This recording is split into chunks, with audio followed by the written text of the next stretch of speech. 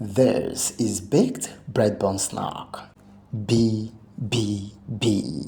aka Madiga bread.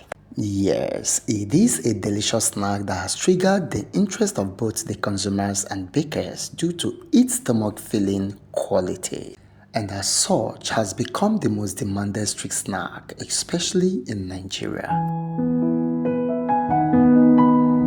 And as a baker you are, today I will give you the privilege to benefit from this great business opportunity by providing you with the rightful recipe and procedure without the use of costly ingredients. No oil for frying, no egg required, no milk addition, and no milling and molding machine needed. With this video, you can simply produce and supply directly to the market right from the comfort of your home. And in case you've been looking for a good food business model that enables you to make profit and boost your income, then you have clicked the right video. Just hit the like button. Let's begin immediately.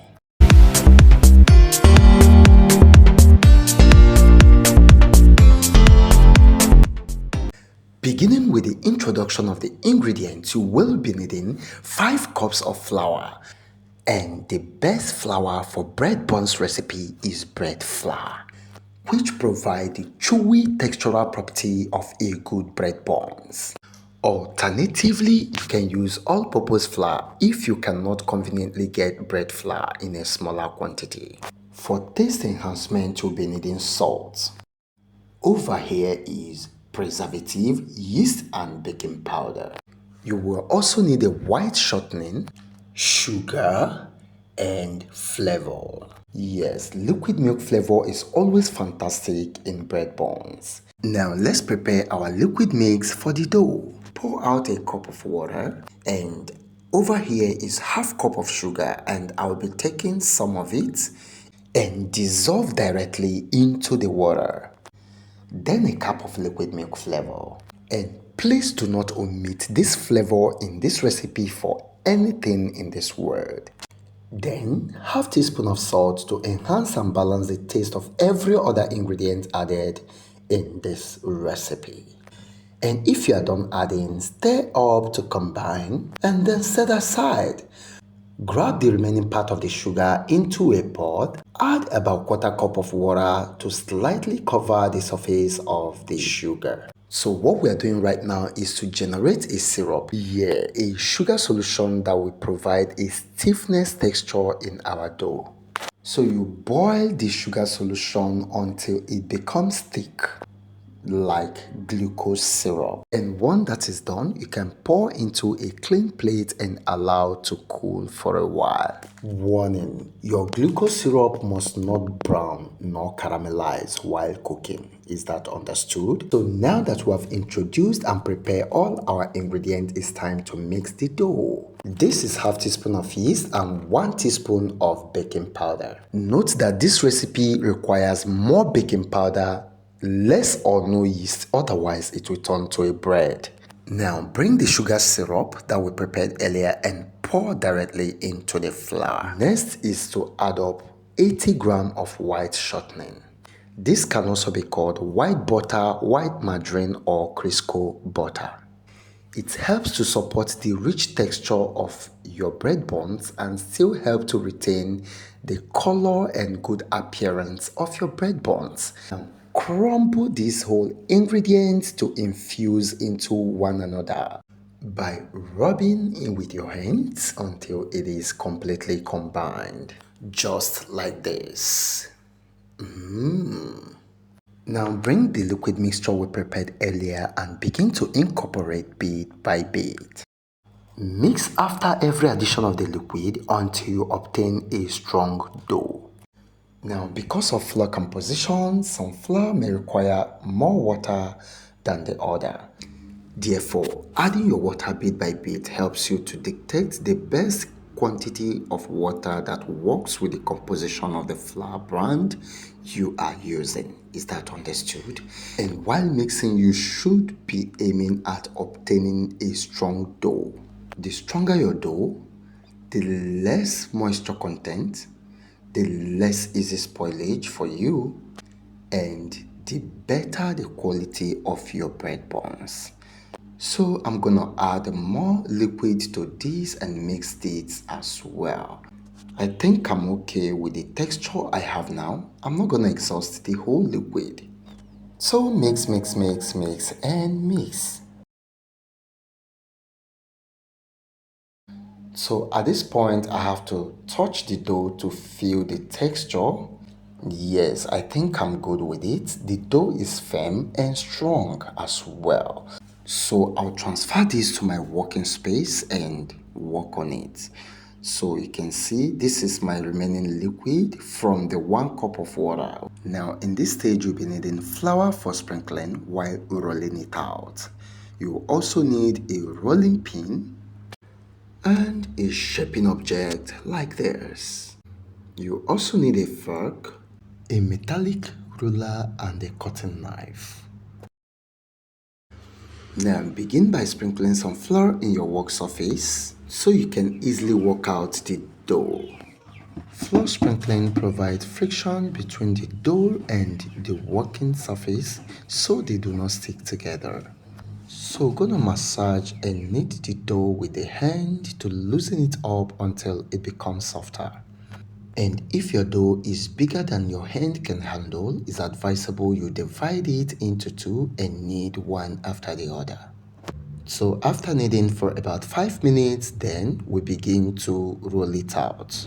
And the texture of your dough at this point should be stiff and not stretchy. So with the rolling pin, we begin to roll it out in this format. First, flatten it in a rectangular shape like this. While flattening, try to achieve equality at every corner of your rectangular dough. Yes, just like this. Once you're done, lift the dough and fold it for the first time. Just like this. 1. Now, stretch this second phase into another rectangular shape. And please don't forget to sprinkle flour at every of your kneading phase. I mistakenly did that severally off camera, and that is why I am voicing it out. Now, let me tell you a secret. Your flour sprinkling alongside with the kneading and folding is what gives you the hard textural property of the bread buns and Madiga bread. The more the dough absorbs the flour, the more it hardens up. So I'm equally folding again to narrow my rectangle, thereby making it thicker and thicker. I tried this recipe several times before I could get it right. So I would love to share some of the mistakes I made so you too don't make the same. Mistake number 1, note that bread buns and Madiga is baking powder base and not yeast base. If your yeast becomes more than your baking powder, it will turn out like a bread. In fact, it is better not to use yeast at all if you are a beginner. But the reason why I added little yeast is that so that I can boost the size and the quantity of the bread buns and make some profit. So you must add yeast with wisdom. The smaller your yeast, the better your bread buns. Number 2, you must be sprinkling flour if you want your bread buns to be hard. When you sprinkle flour, your bread buns absorbs the flour and give your dough a strong and stiff textural property. The more you sprinkle flour, the harder the texture of your bread buns. And if you've ever complained that your bread buns is soft instead of hard, then you did not knead the rightful way by flour sprinkling. So correct yourself. Number 3, do not omit the use of the glucose syrup, especially if you are producing this at home, if you are not using a milling machine. You can buy glucose directly and dissolve with water if you do not want to go into the stress of heating your sugar. And finally, fold it as many times as possible until you achieve your desired thickness. And while folding, observe a rectangular kneading style. Shakina. So I'm already cutting at this point. You can decide to measure out a specific quantity or size of the dough and then carefully cut out and trim out the edges. Preferably, I love marking my dough out first before I cut with my knife. If you cannot accurately do this, please use the ruler I showed you earlier to determine how you are going to cut it. Carefully measure the dough and then cut in a particular centimeter or a particular inch. Preferably, you can buy the already selling size in the market and use it as a guide to cut yours. Don't forget to gather your dough fragments and pieces, re-knead and cut as well. Just look at that. Wow, this is nice. Clean, sharp. The Madiga is already Madigaring. And I know you love this. Please hit the like button if you have not done so. Hit the like button, okay? So that many people can see this goodness. After this, I'm gonna go straight and pop in some hole with my fork. This step is very important because this is a hard dough. So it can enable some heat to penetrate inside your dough and cook very well. And if you are done with that step, you're gonna grease your pan with margarine. As you can see, my pan is already greased. I rub some margarine. You can use oil as well on your pan and then arrange them to bake. Preferably, I love giving them space. Yes, everybody have your own space, have your own room. Yes, but you can choose to bring them closer and allow them to stick together, depending on what you want. So I'm gonna put this inside the oven and allow to rise. Please do not turn on the oven at this point. There's a little yeast, so we give it some time, like up to an hour. And this is the result of what we have. You can see it has increased, it has doubled in size. Yes, now this is the right time to bake. Just take a look at that goodness.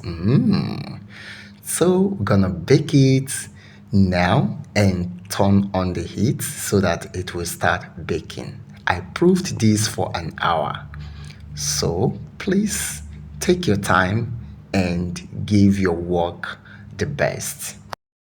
Now, when you want to start baking, I love baking at the middle roll of the oven. Madiga bread is usually whitish, milky or light brown. And if you're intentional about getting it more whitish, it's advisable you sprinkle flour, that is, flour wash your dough before baking and monitor it so that it doesn't brown. So look at it, we are done. Just take a good look at this. It took me about 40 minutes at the medium heat in the oven. And if you want to know about temperature, 200 degrees C is okay. And if you are into bread buns baking and oil is eating up your profit, this might be a great option for you. Yes, that is if you have an oven. This would be a way out. Yes, even if it's a local oven. I've shared the tips on how to use a local oven effectively. I will leave the link on the description for you, okay? This product, I can tell you for free, it is profitable to you, the producer, and it is very delicious to the consumers.